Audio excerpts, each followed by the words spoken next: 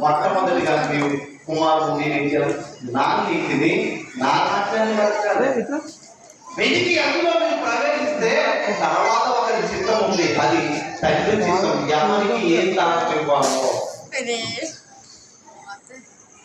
ఎవరికి ఏ పొజిషన్ ఇవ్వాలో అది తండ్రి చేతిలో ఉంది. ఎందుకంటే మొదటి వారు అనేకులు, కడపటి వారు అనేకులు, మొదటి వారు అవుతారు. వచ్చిన వాళ్ళని నిగరం కాదు, వాక్యము బోధించిన, ప్రార్థన చేసిన, భక్తి జీవితంలో పాటలు పాడిన మనందరూ శాశ్వతమైన విశ్వాసం అనుకుంటే కోపపడతాం.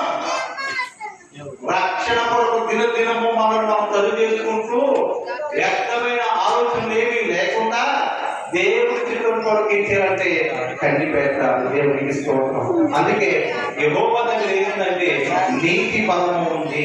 నీతి మంత్రిగా మనం ఎంచబడాలి అంటే కనుక ఇశ్రాయేలు ప్రజలు ఒకప్పుడు త్రోవ తప్పకుండా వారే అంతెందుకు ఇప్పుడు దాకా నీకు పరిచయం చేసిన దావీదు ద్వారా నీతి మార్గం